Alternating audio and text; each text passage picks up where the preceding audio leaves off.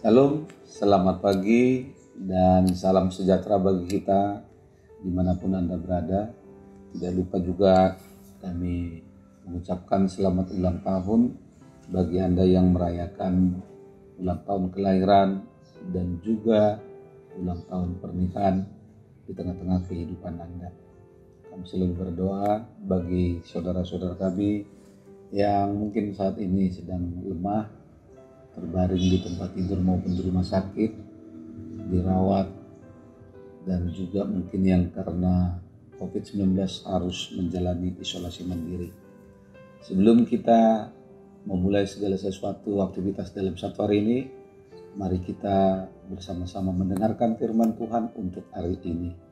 Firman Tuhan untuk kita saat ini diambil dari kitab Ratapan pasal 3 ayat yang ke-26.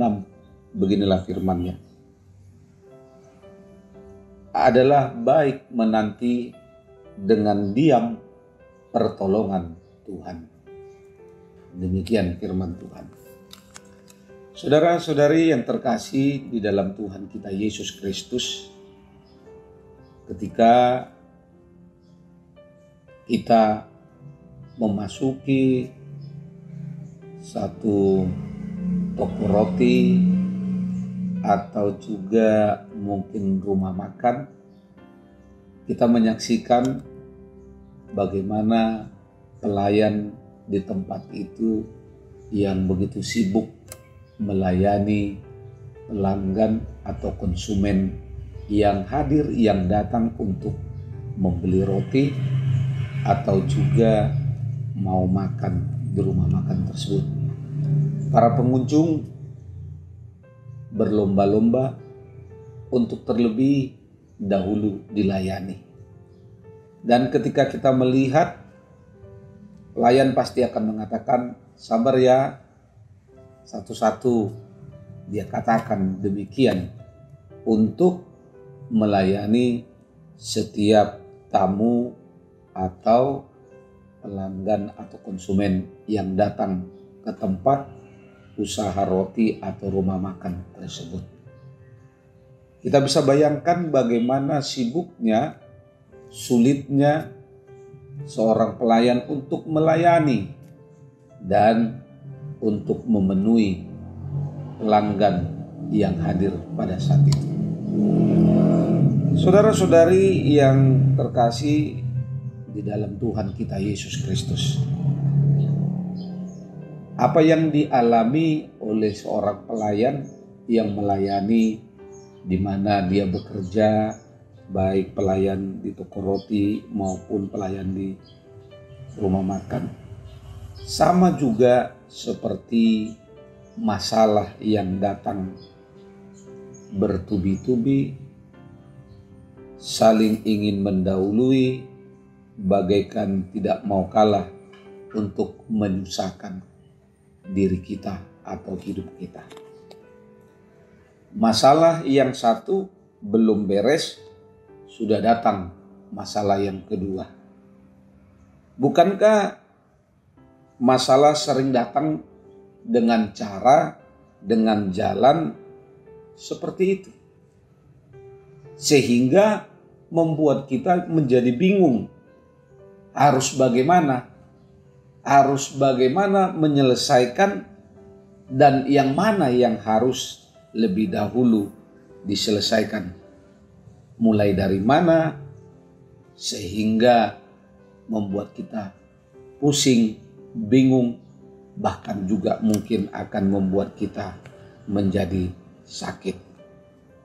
Saudara-saudari yang terkasih di dalam Tuhan kita, ketika kita bingung untuk menyelesaikan yang mana dahulu, mulai dari mana, bingung bagaimana bisa keluar dari tumpukan masalah-masalah, apalagi kalau masalah ini tidak akan pernah meninggalkan kita. Kita pun pasti akan dicekam rasa panik untuk menghadapi serangan masalah-masalah seperti ini. Nah, sudah lebih baik sebenarnya daripada kita memikirkan, berusaha dengan pikiran alangkah baiknya berdoa meminta pertolongan Tuhan. Tapi mungkin kita juga merasa seolah-olah Tuhan sudah sibuk untuk mengurus kita. Di tengah terpaan bertubi-tubi seperti itu, kita bisa cepat, bahkan mungkin kehilangan kesabaran, lalu bergegas mencari jalan keluar yang mungkin alternatif.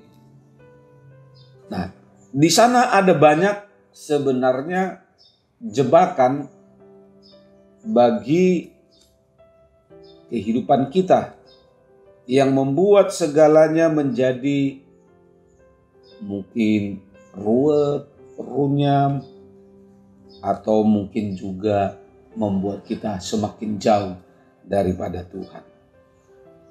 Dan akhirnya kita jatuh ke dalam jurang kesesatan.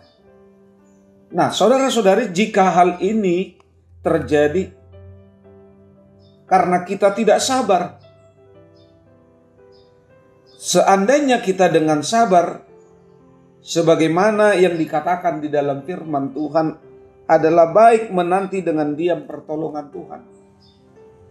Bagaimana kita dengan taat setia, dengan iman kita berdoa untuk menanti jawaban daripada Tuhan. Bukan berarti berdoa dengan pasrah, menyerahkan semuanya itu biarlah Tuhan yang mengaturnya atau lain sebagainya. Tetapi jika yang dikatakan dalam firman Tuhan saat ini menanti dengan diam pertolongan Tuhan, tetap kita menghadapi dan juga sambil berdoa. Tidak lari meninggalkan masalah, tidak pergi mencari alternatif, tidak meminta kepada orang lain, bantuan orang lain yang membuat mungkin kehidupan kita semakin jauh daripada Tuhan. Tetapi setialah kepada Tuhan sebagaimana yang dikatakan bahwa Tuhan itu adalah Allah yang Maha Pengasih. Dia setia kepada setiap orang yang berseru kepadanya. Menanti pertolongan Tuhan tidak membuat kita semakin panik, tidak semakin membuat kita bimbang, ragu-ragu, tetapi kita tetap berpegang akan janji Tuhan.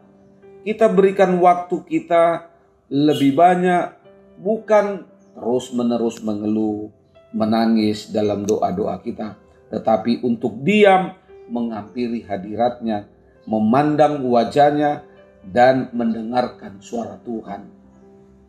Ingatlah bahwa sesungguhnya pengharapan itu adalah sau yang kuat dan aman bagi jiwa kita, sebagaimana yang dikatakan di dalam Ibrani 6 ayat 19. Percayalah dengan iman yang teguh hanya kepadanya, maka pertolongan Tuhan pun akan datang, yang akan datang bagai fajar menyingsing atau hujan yang menyejukkan. Marilah kita mengenal dan berusaha sungguh-sungguh mengenal Tuhan. Ia pasti muncul seperti fajar, ia akan datang kepada kita seperti hujan pada akhir musim yang mengakhiri bumi. Demikian yang dikatakan di dalam Hosea 6 ayat 3. Karena itu saudara-saudari yang terkasih di dalam Tuhan kita Yesus Kristus, sebagaimana yang dikatakan di dalam pemazmur, dia katakan, aku sangat menanti-nantikan Tuhan.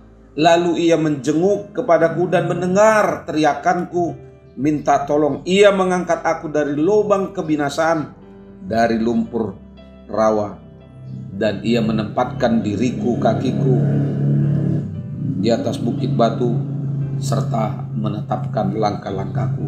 Demikian dikatakan dalam Mazmur 40 ayat 2 dan ayat 3. Dari Tuhan datang pertolongan, bukan dari orang lain. Karena itu marilah saudara-saudari, di dalam kehidupan kita, percayalah Tuhan tidak pernah kekurangan cara, jalan untuk melepaskan kita. Selamat menanti pertolongan Tuhan, karena Tuhan setia akan janjinya. Selamat beraktivitas. Tuhan Yesus memberkati. Shalom.